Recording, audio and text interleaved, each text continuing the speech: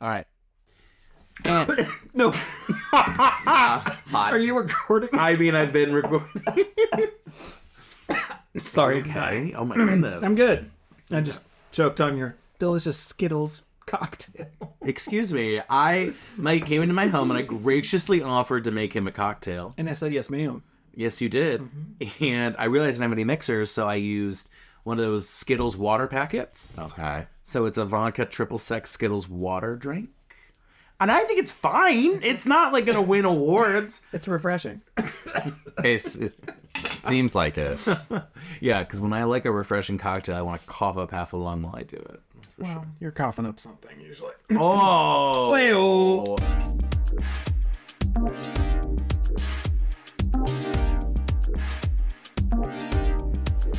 And welcome back to Outdated with me, Matt Rebar. And I'm Mikey Sowers. And join us today, we have a special guest in studio, John. How are you, John? Hi, everybody. Hi, Matt. Hi, Mikey. How are you? You know, Yes. we didn't say hi earlier. That's why, you're coming in and saying hi now. I love it. Coming in hot. Yeah.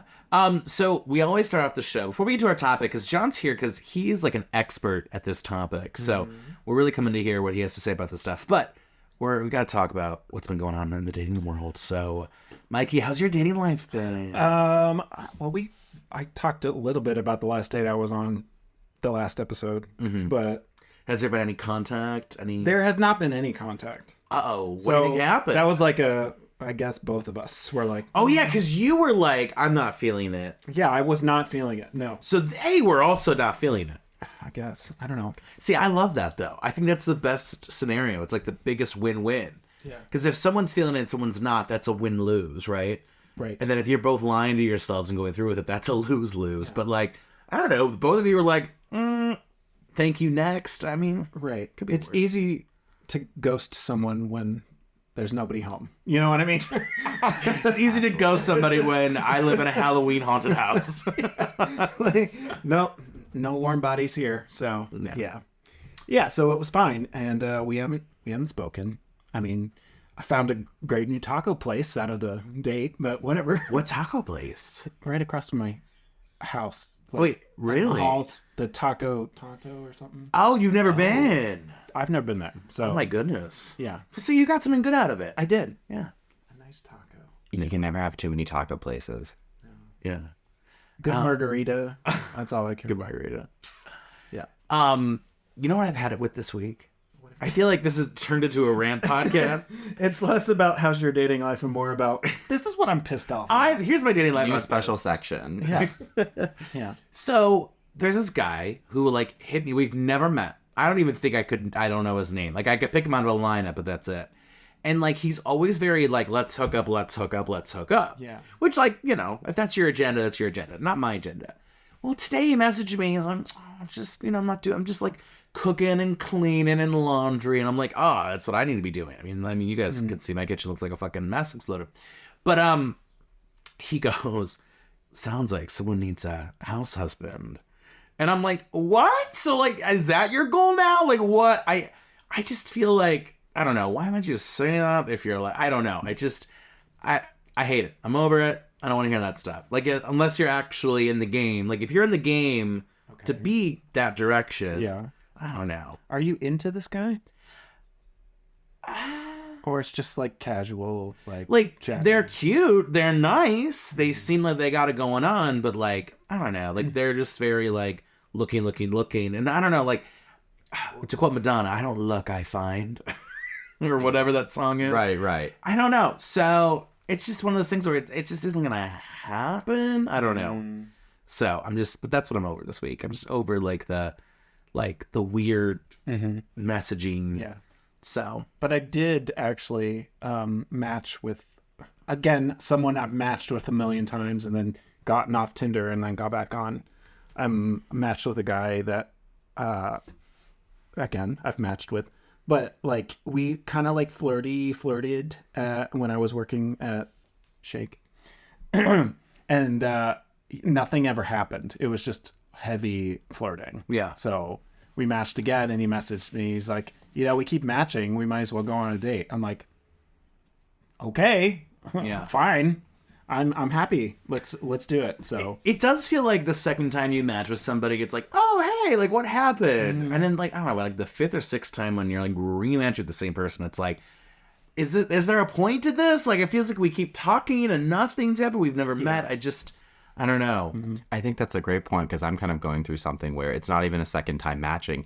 It's more like a longer second conversation that's not seemingly going toward a second date or a second meetup.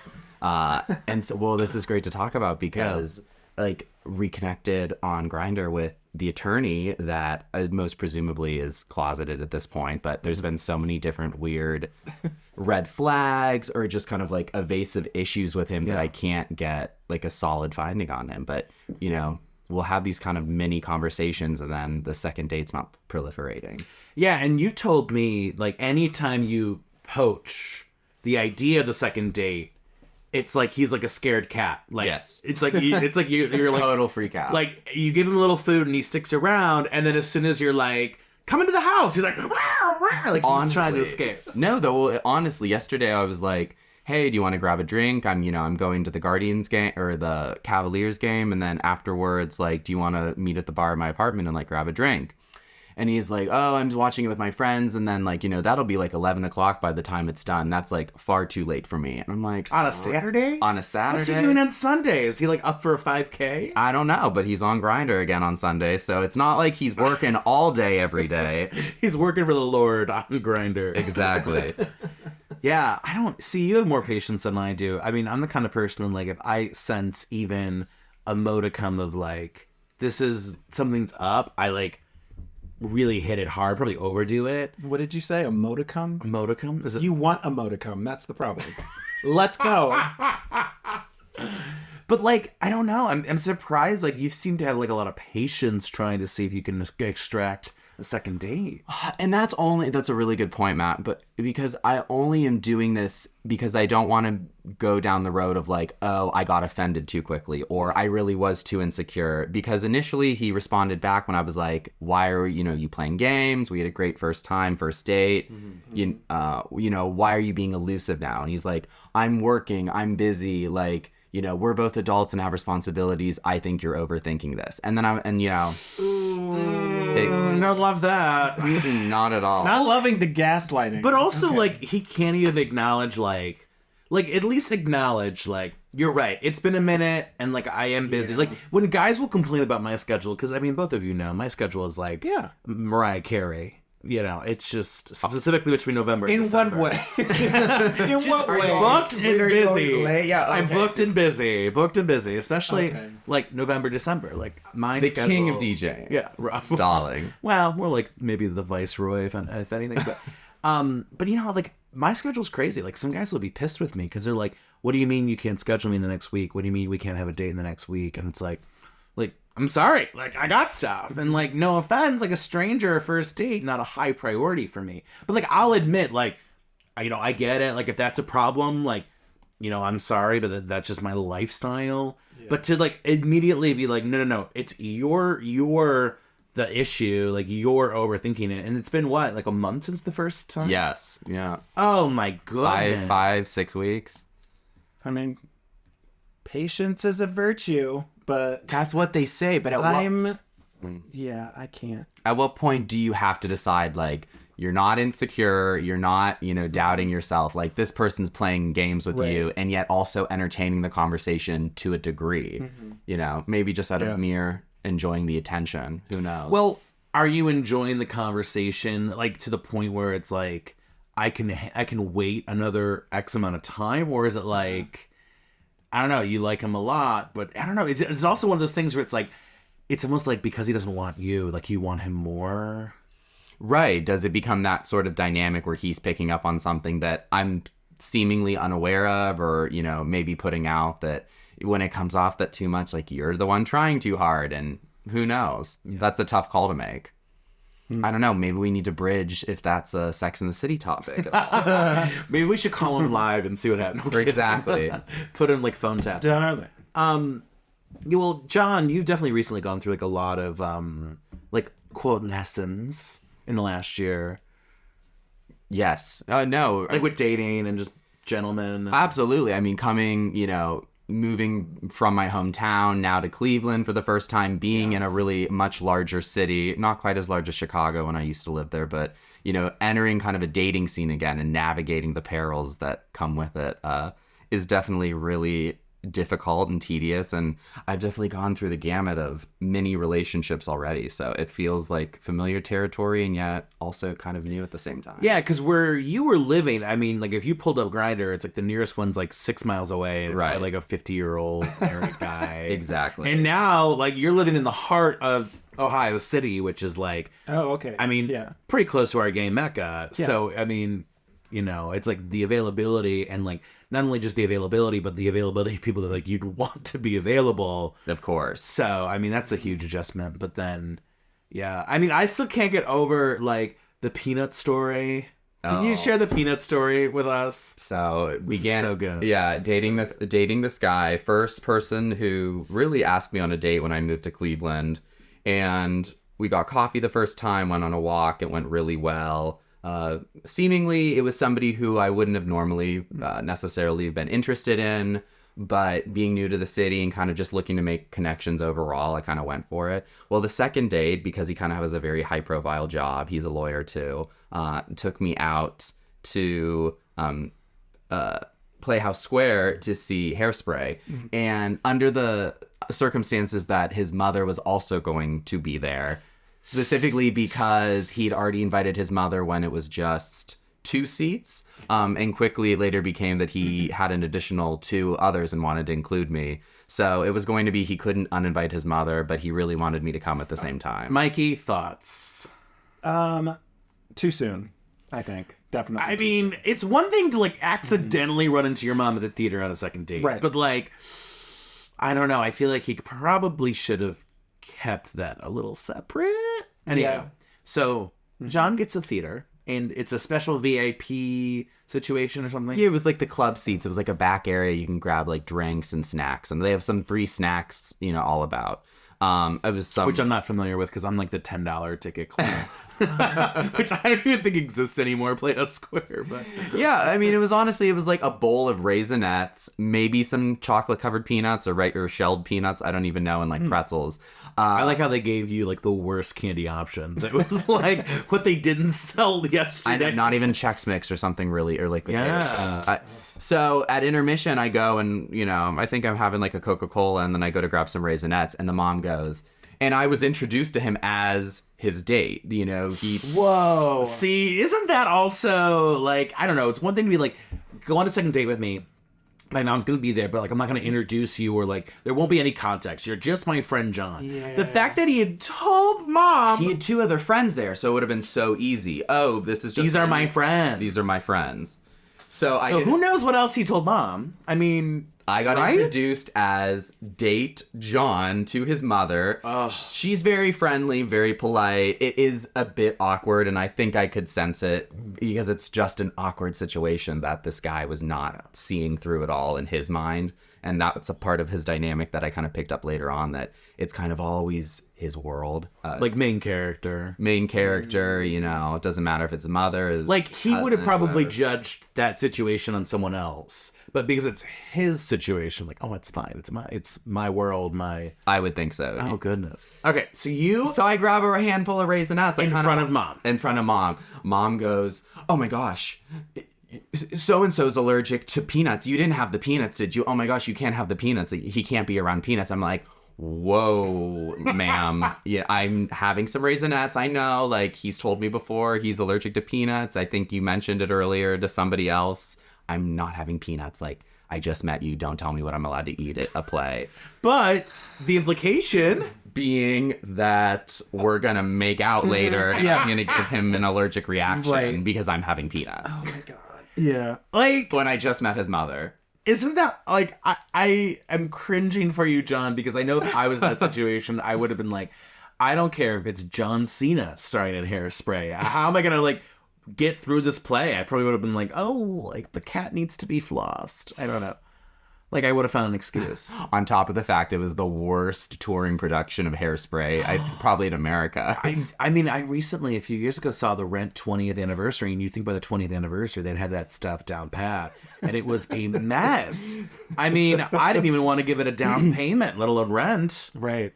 5 million, 25 million, 600. Which, by the way, is not the accurate amount of minutes in a year. I know. How stupid. Can you imagine going on, like, Who Wants to Be a Millionaire, and they ask that question? And your theater background, like, oh my God, 525. No, you'd be wrong. So.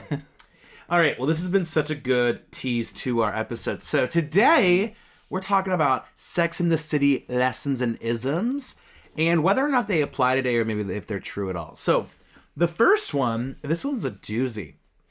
The one is a myth. Because in the show, Charlotte was convinced that Trey was her knight in shining armor, and look how that turned out, divorce. Samantha had her relationship with Smith Jarrett, but after 4 years realized that monogamy wasn't for her. And Big was Carrie's the one, and she suffered heartbreak at every turn. In the words of our Manhattan heroine, some love stories aren't epic novels, some are short stories, but that doesn't make them any less filled with love. So, is this accurate? I like Herone better than heroin. So let's keep that. Well, because I see heroin, I think the drug, but it's just, it's a female hero. Yeah. Okay, so confession time. I have not really watched Sex in the City. I know the names. I know Mr. Big. But, I mean, so these I'm not going to be familiar with. But I'm not going to lie, you're definitely a Charlotte. How dare you? It's not a bad... No, I agree. I mean, agree. Charlotte is very particular about her men. Sure you are. Yeah, I can see that. And has a very picturesque vision. So I would say you're a Charlotte. I could see that. But yeah. I don't know. What do you think? Is the one a myth? I think, if we're going to start with, in kind of bringing it from Charlotte's storyline, she starts season 3 saying she's going to meet a husband. She's going to find the one. And, she's been searching for years for her knight in shining armor. And where is he? And so at some point, we know in that part, in that season, she's probably going to meet some guy. There's going to be somebody. And literally kind of like in cliched rom-com action, she kind of bumps into Trey after she trips and almost gets run over by a taxi cab. Oh, can you imagine suing the taxi company, though? Love that paycheck. And knight in shining armor Trey comes in to rescue her. And what is he? He's a surgeon. He's a WASP, maybe Harvard or Yale educated. Yeah. Everything that... fits the list that Charlotte's kind of looking for and kind of like checking off all the boxes. But, kind of as you spoke about, and it's kind of almost tragically portrayed, Trey doesn't end up being the one. There is, sexual issues that come in between, and all of a sudden Charlotte has to reconcile that part of her life that she is quite in fact a sexual person. So it's not really this part of her that can kind of be calmed down. Yeah. But I think the problem is, it's not necessarily like that believing that there's one. It's believing to the point where like you become delusional. Mm-hmm. Like, and a good example of Charlotte was like so focused on the one that she was making a puzzle fit that wasn't fitting properly. So that's what I mean. I think I see that all the time with like people who go, I do believe that there is the one, or I believe in maybe a soulmate, but I don't know, to be so married to that idea. I think that's where like the stress and the anxiety and the imperfect relationships occur from. So I don't believe there is a one person for you. I believe that it's like an opportunity that comes along that you just so happen to be a match with. Yeah. So, I mean, whatever therapy you need to go through in order to make it work with one other person, I don't know. Right. Do you, and even to go off of that, do you think it's almost like a work opportunity or like an ambition opportunity where the opportunity presents itself, but maybe you're not ready to accept it yet? Mm-hmm. Yeah, maybe. Definitely been many times in my life when I've met someone who is everything on paper, but just doesn't work out because of whatever I'm going through or whatever they're going through in life. So, yeah. Yeah, and you'd think with this idea of the one that like that would withstand everything. Mm-hmm. But like we know that like love isn't enough. Liking someone isn't enough. Right. Like, even elements of friendship where it's like, we have fun times when we go out. Isn't enough. I don't know about that one, but It might just be. It might just be. I'm just gonna do a horrible Miranda accent all episodes. You're doing Samantha. Samantha. See, I'm sorry. Samantha. how about this Samantha. next one? Because Sorry, Kim Cattrall. so the original show aired in the early aughts. And one of the things that they talk about is like you don't always get closure, and that's okay. Do we feel like that is something that is still reminiscent of today's culture? Dating has it gotten even worse? I think it's gotten worse. I think more people are less likely to be confrontational about like, hey, I don't like you. Hey, I don't see you in a romantic way. I think a lot of us, and I'm guilty of this, we play a little safe where it's like we just don't text back. We kind of, we're hard to reach. Like the texts become every few hours. Like we do these things that are like almost like we're giving these signals to like, I'm not into you without having to say it. Yeah, absolutely. Like, for example, my last date. Like, everything on paper, it looked fine. Like, it looked like we were having a good time. You know, he came back to my house. We sat on the couch, cuddled. I kissed him, blah, blah, blah. So, everything on paper says that was a successful, good date. Yeah. But now, nothing. So, there's no closure. There's Yeah. I So- mean, you two are like two burner phones in the wire where they throw 'em out Exactly. the window to get Like, rid of them. I mean, oh, I had such a good time. Whoosh! Like, it's out the door. Like, what a nice night, and delete contact. yeah. No, I don't know. It's almost like, why go out on a date at all anymore? Because it's scary. It's scary for people because Yeah. people feel like I feel expendable sometimes. Like, It is. It's emotional. It's very emotionally scary. Yeah. It's kind of the same thing. I feel like I'm particularly going through where the conversation was so good and it ended on a note, and there was a kiss as well, and then it's like, why are the texts just a little shorter, and they just don't feel like there's as much emphasis behind them or motivation to send them. It's like they climbed Mount Everest and they're like, I don't think I need to go back and do any more hiking. Like, even though there's so many trails on Mount Everest that you could probably hike Mount this was Everest. so much better in National Geographic. No. All right, so this is another lesson from the show. We all want different things from relationships. So for Samantha, dating was just for fun, lest we forget when she waited hours in a restaurant for a hot waiter to finish his shift. But for other women, the love they craved and looked and felt different. Miranda once said, Steve is completely predictable, but that's what I love about him. He's so comfortable and safe. And we all desire different things from our significant others, and relationships will naturally reflect those differences. I don't know. Do you think that love is so nuanced like that? I think it's like, I don't know. Don't we all want to feel like comfortable and safe with somebody? I mean, maybe not predictability, but like, I don't know. They say predictability is a good indication of good health. I don't know. I mean, I want to think that the person I'm dating is a little bit predictable, because predictability means trustworthy. I agree. You know what I mean? Like, if I don't hear from you for a day or two, I'm not worried that you're out seeing somebody else, Yeah. So in one sense, that's great. But on the other hand, it's boring. Well, a little spontaneity, I think, is fun. Yeah. Like, there's some people out there that are like, I just love like an unpredictable person, and like I close my eyes and wake up and you never know what's gonna happen. I'm like, that sounds chaotic. Yeah. And I'm a chaotic person, but like, like I like to go to the gym and I schedule the gym time, and like these are the hours that I work, and every Tuesday I do X. Like there is a lot of predictability to like my schedule, and I like to think my thoughts and feelings too. I don't know. What do you think, John?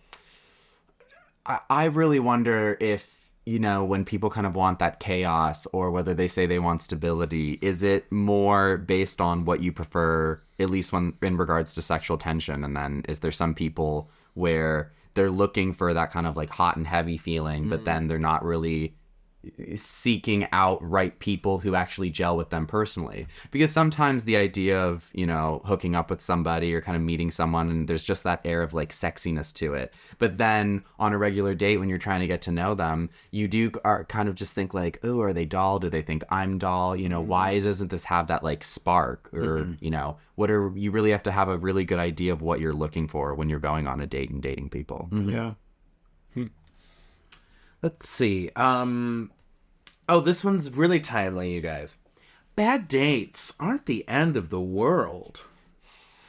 By the time the show ended, they had dated over 100 men. Yes, dating's exhausting, but it's not the end of the world if a date goes badly. Simply have a cosmopolitan with your best friends, dust yourself off, and get back in the saddle again. Mm-hmm. Is that relatable? Was that? I suppose. Like, I keep trying. Yeah. We all keep trying, even though we've had a lot of disappointment. But yeah. And I sure have, in my 42 years, I've had totally a lot of disappointment. Are people even going on enough dates to have that many bad dates in their life anymore? See, that's another point I was thinking. I don't think people really go on dates anymore. I had this conversation. I don't know. There was the whole conversation of, are you going on dates with someone? Does that then mean you're dating them? Or is saying you're dating someone meaning more like they're your significant other / boyfriend, girlfriend, partner? I would say there's talking, then there's maybe seeing, then there's dating. Like, I'm seeing someone, but we're not, like, exclusive. Dating, like, we just started dating, we're boyfriend, girlfriend. Right? And then talking's like, I'm keeping the field really open.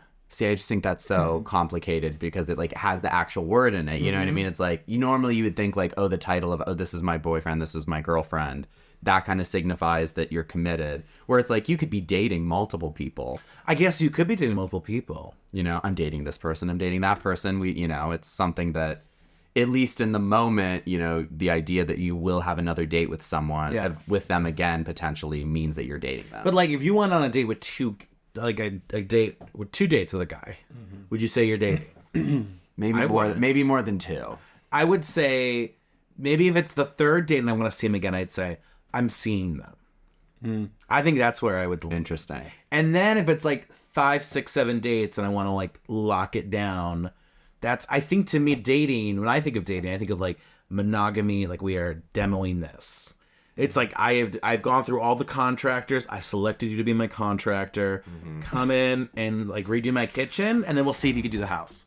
That's how I feel, but I guess it's all, these words don't mean anything at the end of the day. I mean, this is just all, like, what I think everyone has their own experience with these words. I feel the first person that I was referring to in my previous story, I felt that we had achieved that status of we're dating, where it's, by their fault of their own, I had met one of their parents, on a second date. That sped things up too much. Yeah. Well, no, because you had, but we had about like 6 or 7 dates, and they were spaced out enough, and we were talking so frequently where he brought me to a holiday party of his friends, and then I met another straight couple friend of his, and we went to dinner one night, and we'd also been to their house. So we'd gotten to the point where, I wouldn't have called him my boyfriend, but definitely I would say that I was dating this person. We were dating. I would say it was probably the 3rd date, like, after the peanut incident,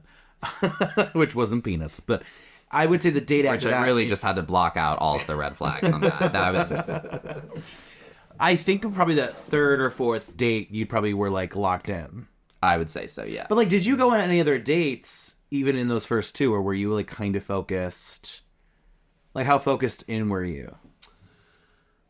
I feel that was the problem. I got sucked in, and I kind of was like, well, like, I don't want to end this because I really need to meet people. But, it was a trap. It was the winter. It was cuffing season. I felt that this person was somebody that I could at least, invest and fake a couple months with, like, at the very minimum. But I don't think it's bad to say. I think my problem, and maybe Mikey, this is both of our problems, is that we're very quick to go. Like, we will really kick some to the curb, sell the house quickly, like, and maybe I wish sometimes I had that ability to, like, okay, just do a 2nd date, do a 3rd date, really, like, take your time. But, like, I feel like sometimes I'm very presumptuous, which isn't necessarily a bad thing. I mean, I'm usually very accurate. So it's, but, like, you could let someone, but if you're going to be very presumptuous, you could be moving past maybe an option that could have worked had you given it time. Though. That's the only problem. Well, I've just recently been on a couple dates in the past month or so, 2 months, that I'm recycling people that I had dated like a couple years ago. So I don't know. I guess I'm giving people more of a chance because if they're still interested, then I'm like, well, I guess I can give it another shot. Yeah, I mean, I guess the longer we stay in the market, we have to realize that we might need to bring down our home value prices. True. Like, I was $5,000 more last year. I believe definitely in second and third dates. So I just wrapped a third date with a really nice guy. I love how you say just wrapped like it was a short film. Just with production. We just finished production production. ended. Where it's going on for editing. The trailers have been removed from the lot. But what it really taught me was you do need about 3 dates to decide if you're really interested in someone. Well, they say with stand-up, you got to do it 5 times. There you go. So it's always, I do think there's a power in numbers. Definitely you have to take the time, and I'm somebody where I really think we should go back to having some rules, but we can say that maybe for another episode, Matt, if I come back. But honestly, I made it this rule that we went on a first date. We were not, we were not going to try to do anything afterwards. We really were just going to end the date like that, have a good time. We gave each other a hug, and then we were off, back to our own places. Second date, I thought I was more interested as the date went along. But then by the third, that's when I finally knew I just wasn't interested in this person. And, I didn't end it in person right there because sometimes you just feel a little vulnerable and you don't want to. But really soon afterwards, I tried to be very careful and considerate and let him know via text that I just wasn't attracted to him specifically in that way, and I just didn't see this relationship or this dating moving any forward. How do they take that? I'm curious. Was it kind of like, oh... Unfortunately, he was saying that he just really was kind of like taken aback, and that he didn't see that, even though I felt that I was kind of giving off more distant vibes in the third date. So you never know. I mean, they might have a totally different perspective. Yeah. So we gotta do that. We gotta pull a John 3-date rule. Sure. Yeah. Well, Side note, though. asterisk. Asterisk. Have you ever ended it in person?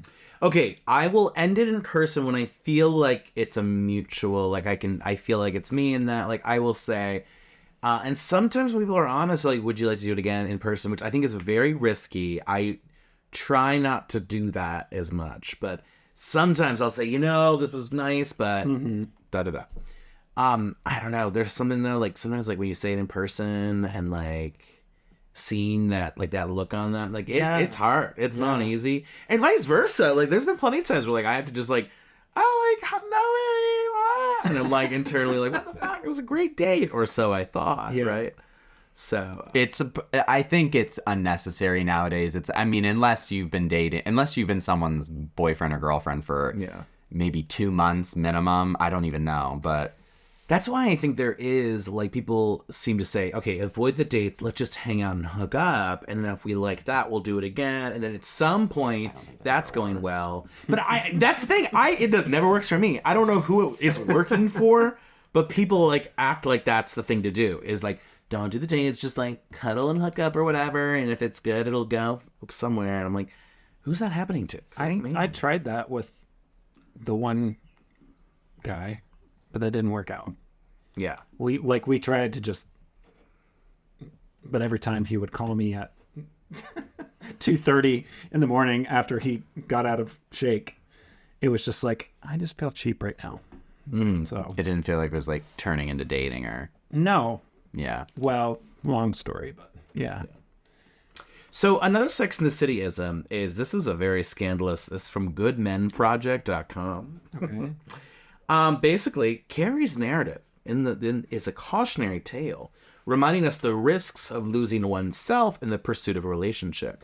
So evaluate your own choices and recognize the difference between a healthy partnership and one that drains us. I will say, she definitely did some crazy stuff that I'm like, oh my God, do I do that?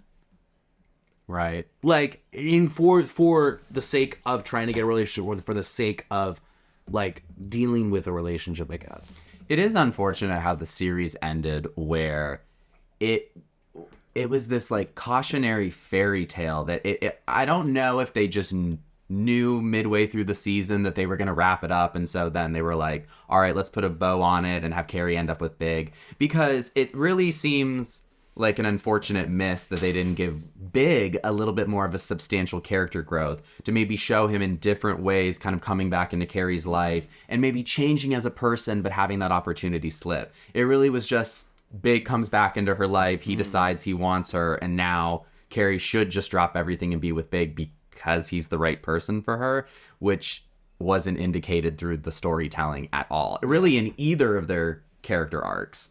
Well, it's funny to me because, like, that last relationship she had with the Russian guy, like, it didn't really seem to click that well. Like, you could totally tell that, like, both of them are, like, the main character, right? And so, like, you know, you have two main characters dating each other. Like, one of them's gonna feel like the starring role, and one of them's gonna feel like a supporting character. So, but I agree with you. I mean, here's the thing, like, if this is your perfect guy, right? 6 years go by, and it's still this flaky on-off. We don't see each other for large periods of time. Then we try to be friends, and that doesn't work. I cheated on you with your wife. I mean, she did that. Full on. Right? And it's like, I don't know. She broke up a marriage with this guy. Broke up a marriage with the guy. Isn't something telling you, like, I know I keep going back, but, like, are you going back because of love, or are you going back because of familiarity, or, like, you know, the sex life clearly was great. Like, that to me, I don't understand, because, like, I don't know. Screw me once, fine. Screw me twice, and I'm, like, still there. Like, okay, maybe it's, like, love. But, like, screw me 100 times over, and it's, like... It's just hard, too, because she was... the relationship with Alexander was presenting itself as Carrie growing up and really wanting stability and not going for love, you know, not buying into that hopeless dream of, you know, eternal love, or as we spoke about earlier, like the one, the soulmate. So, which is interesting, though, because in so many ways, Big was also a fantasy to Carrie as well, or at least at many times it presented itself that she wanted the stability that came with Big, and she never felt she was good enough for Big. You know, she wanted to be Natasha and have that life and be like, that person. Natasha wasn't, like, interesting. No, but... Like, she was very... I don't know. Maybe just the way we saw her was through Carrie. But, like, I don't know. If I liked someone, it didn't work out, and I felt like that's the one for me, and they went off and married some basic B, that to me speaks more than anything that I could have done. Sure. Because it's like, well, I'm not a basic B. Like, I'll never be a basic B. I don't think I could see you with another main character, though. But this is the tough thing. I say, like, when I try and date a minor character, Yeah. they never seem to give me anything that it's like, there's no passion, there's no zest. But then when it is a main character, you're right. It's like a clash of the egos. Like, recently I was talking to a friend in the industry, and I'm like, you know, I have the ego awareness enough to know that, like, I'm not just a producer. Like, I'm a talent and producer. I'm a host and producer. Like, I will produce my own stuff. I'm not going to produce for someone else. Yeah. You know, which is like, at least I can say that. Like, there are some people who, like, masquerade and, like, try and, like, think that, okay, I'll be a producer for someone else and that will get me to be talent. Or, like, I'll do whatever I have to do in order for maybe a chance at that. I'm like, no, my ego won't allow that. Right. So I guess that's healthy, but I don't know. Yeah. Because I can see you with more of the, like, quirky best friend, but not another main character. Because you are a main character to me. Oh, thank you. I'm just saying, I mean, you've so got, shady. I love it. you've got a million things going on, and then Yeah. I just don't, like, I mean, maybe a main character in their own genre, Maybe. but, like, in entertainment and comedy, I couldn't see you with another. But that's the thing. I mean, if we work together, see, that's where I think, like, it could work. If it's, like, mutually beneficial and, like, advancing both of us, and, like, I don't know. I mean, Then we're getting into, like, Hollywood gay power couples. So ew, not different Hollywood. venue. Anyway, yeah. This is interesting too.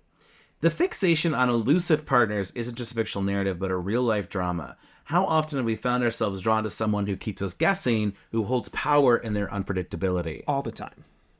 All the time. Why do we do that?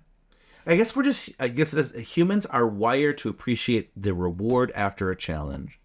Yeah. I hate how accurate that is. The minute I know someone is really into me, it's like, great, I got what I needed. Case closed. Great. Now what? Where's the fun now? Yeah. Mm-hmm. So someone who's showing a little bit of interest, maybe not texting me every day, that keeps me interested. Gosh, me too. Like right now, someone at the top of the list, they're not very, like, complimentary. Yeah.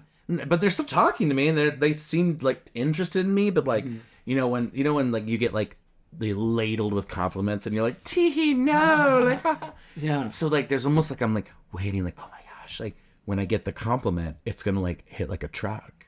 Yeah. But I shouldn't be thinking like that. I should really be trying to be like there to talk to them and get to know them. It's too accurate, and it hurts Yeah. at a deep level.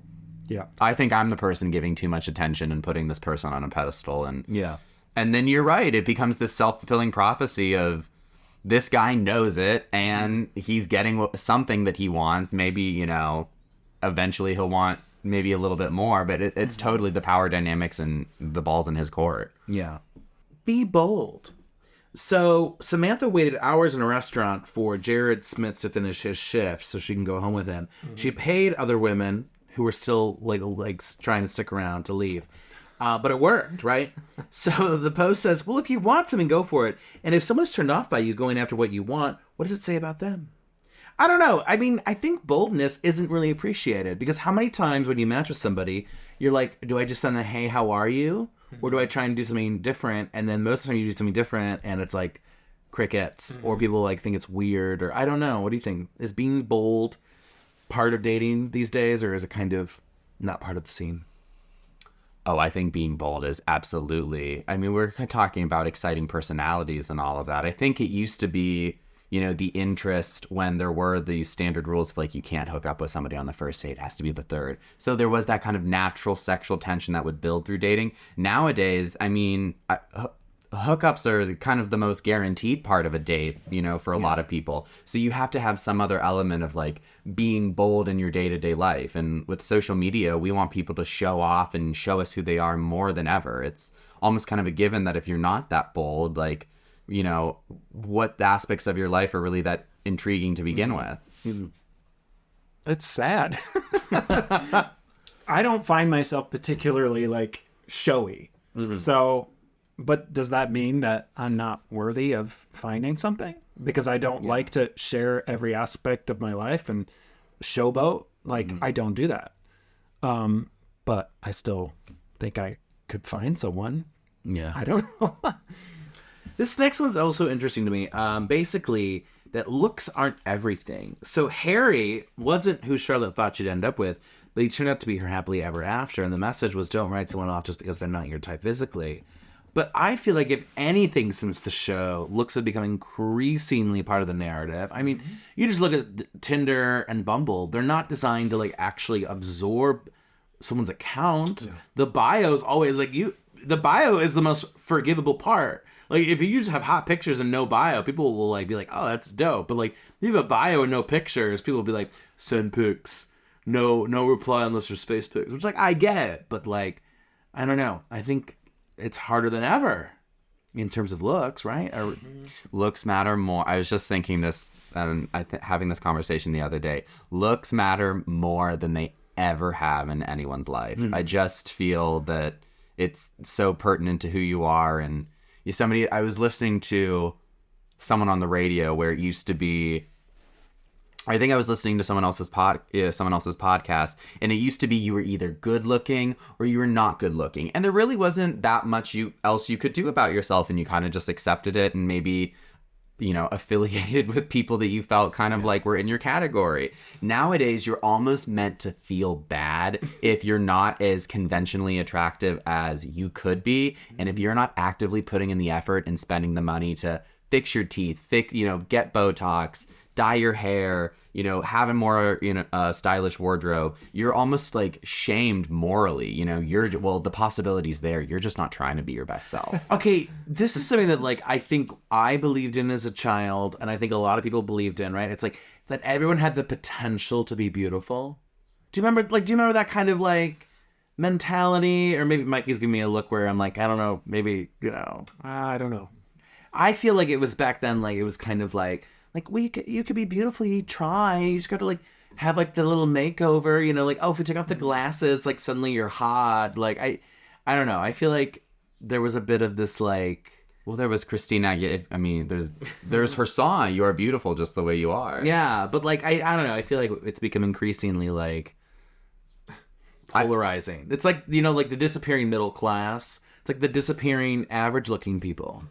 Absolutely. What I just spoke about. No, you're right. I think it was kind of this whole, oh, you're just concealing your inner beauty, or you're just not presenting it in the best way. And now it's more become, no, like if, you want to lose weight, you can, go on Ozempic. There are all these kind of cosmetic procedures you can do, and they're probably more readily available than they ever were. And, it's kind of your fault if you don't work hard and, get money to go do all of that. Yeah. I don't know what the answer is. I think you just have to have stronger self-confidence now more than ever, because I think otherwise people are going to be like, you don't really have an excuse. Well, that's what we talked about last week with like sex and flirting, was just this idea of like, sometimes it's not even about like, is it funny or accurate or really sexy? It's just like the confidence of it is like what makes it hot. Mm-hmm. Like even if someone who like wasn't exactly the most like model-esque came up to you with like a really good line and like said it confidently, like that would be like, oh, like, that was nice. Like I like that. Like I'm going to talk to you. And I don't know.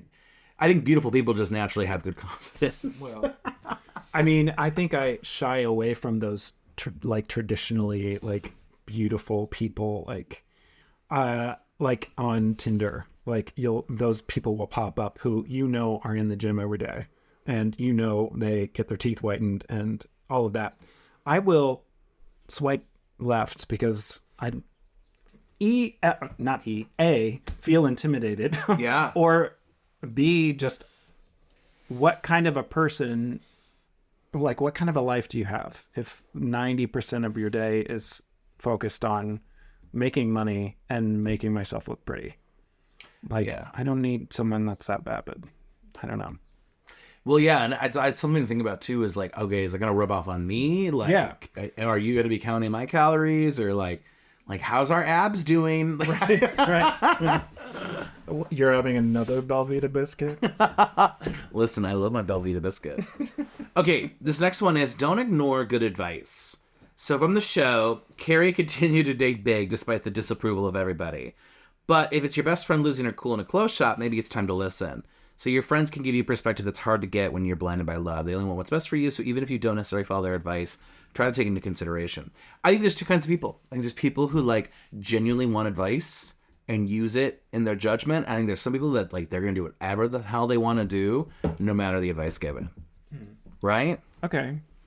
I don't think I've ever. I may have been in a relationship once where people were like, "He's not right for you. Like, he's kind of a jerk, or he's toxic." I think, I was probably like in my 22, 21. I was dating a server. This was down in Columbus, but he was just not a good person. Yeah. So, yeah, but I didn't want to hear it because, I was in love with the bad boy. So, yeah. I don't know. This next one's interesting too, because it talks about like knowing what your needs are. John, what are like your needs? What do you need? I need somebody who can definitely have a conversation and knows a good amount of all different kinds of pop culture. I think it gets, I don't know. I'm just somebody that's very intrigued by the world and definitely the fun aspects of the world and entertainment and all of that. But, I do challenge myself sometimes to see more what I can offer. Not necessarily address all of my needs, but just figure if someone's giving something to me that I can absorb and I'm giving off something that they can appreciate and absorb, then I don't know, it might work from there. Yeah. Mikey? Somebody down to earth, I think. I need someone who, understands what it's like to live in this world. It's hard to live. I mean, every obstacle in life right now is challenging financially, and I want someone who understands we all have issues, and someone outdoorsy. I don't know. Do you go outside? Yeah. He had to go outside. He had to go outside to get here. Hold on. Yeah. Outdoorsy in the sense like to be outdoors. I don't know. Yeah. Now I feel like I get a little bit why dating's been hard for you. Why? I don't meet a lot of Cleveland gays who want to go outside. Well, yeah. I mean, moving from Columbus, where there is no outdoors, Oh, that's true. at least we're closer to Forests green. and lakes and yeah. Good nature, fun nature. Yeah. I don't know. This is such an interesting because I don't think I've been in a relationship long enough to really assess what I need in a relationship. I think I have a lot of like hypotheticals, but it's kind of like oh, if you're in Soviet Russia, can you steal the bread? And it's like you could say if you would or not, but like unless you're in that situation, like you just don't know, right? So once I find out my needs, I will tell somebody. Oh, this next one. Don't be afraid of love. Carrie was always honest about wanting ridiculous, inconvenient, consuming, can't live with each other love, and that's what she got. Being loved is one of the most basic human needs. To be with someone who can't or won't give you that is only going to be a waste of time. Do you think people are actually afraid of love? Do you think it's actually more of a modern thing than maybe it was when the show first started? Yes. I think that generation was definitely raised on movies that were put out with messages of you should fall in love and get married, and that would be the key to your happiness and you'd live happily ever after.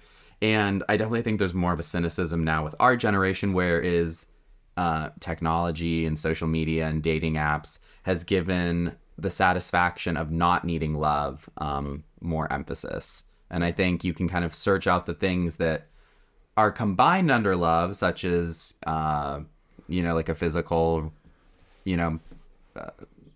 relationship, or just kind of like even just meeting friends on dating apps, which kind of like clouds things too, where really you should be like trying to find somebody that you're committing your life to forever, I guess. At least that's what we were led to believe before. Yeah, well, and I think sometimes too, in this like capitalism, like this is my Marxist theory, like we're so busy. And like the idea of like, oh, that all consuming, like over the topness of kind of what Carrie wanted, kind of what the girls wanted in general. Well, minus Samantha, I guess. I think some of us go, I don't have time for that. I don't like, I barely have time to do my dishes. Like, how am I supposed to have time to do this like elaborate love? And I think some people just, maybe it's just not worth it. Or maybe like you said too, like generationally, like that was kind of like the thing to do. But now it's like, well, you can go be a beekeeper. You can go make TikToks about food. Like, there's just a bit more that you can do with your life. Like, they were even writing this article. It was about how women are becoming increasingly liberal. And, like, there's kind of this backlash recently, like, more conservatism in young men. And, like, like, how does that set up romance? Like, Oh, yeah, for sure. Yeah, one last thing. It kind of feels like we're moving back into this free love 70s kind of era right now. Oh. You know what I mean? Like everybody back then was very free love and anti-war, and then their offspring were the opposite. Like, now I need stability. I need this, and this because I grew up without it. And now we're coming back because we had very strict kind of traditional like morals and values and stuff. So now we're like going off of that. Like, no, I can fuck anybody I want, It doesn't matter. People got married for the wrong reasons. They got married too often for more kind of tangible things. Yeah. And that didn't lead to happiness in their life, and they still got divorced. So, we need to take our time or just forego marriage altogether. So if it's the ebb and flow, we're in the flow right now. Oh. Yeah. Well, John, thank you so much for joining us on this topic. Yeah. I mean, we could go on and on. There's so many great takeaways from the show. But we got to close out with a pickup line and a dating affirmation. So, Mikey, Okay. our pickup line, if you will, please. I'm a dude. I'm sorry. And that's the line. No. Do you feel picked up on? Here's my pickup line. Okay. Okay. Would you grab my arm so I can tell my friends I've been touched by an angel? Oh. See, now that's a little bit more creative than the standard you fell from heaven. Right. Are you an angel? Like, yeah. Yeah. Well, and here's a dating affirmation so we can affirm everybody too. I am worthy of a healthy and fulfilling relationship, and I attract partners who appreciate and value me for who I am. I love that. That one's actually better than That's better usually. than what they usually are. Yeah. All right, well, for more original programming, StarVaultStudios.com at StarVault Studios. If you're on Apple Podcasts, check out the whole channel, all sorts of original programs. Me personally at Reebstar, Hribstar. That's on TikTok, X, and Instagram. So if you want to drop a note about the show, questions, ideas, you want to come on, what are we going to do? You can find us there. Mikey? I'm Mikey_Sowers on Instagram and currently playing games on Twitch. Ooh. And John, anything to plug while you're here? No, and I'm happy to be here. Thanks, Mikey. Thanks, Matt. I can't wait to come back. Yes, of course. Well, have a good rest of your night. Oh, good night. This is a podcast. Who knows when they're listening? I don't know why I said that. First thing in the morning. Good luck. Bye. Bye.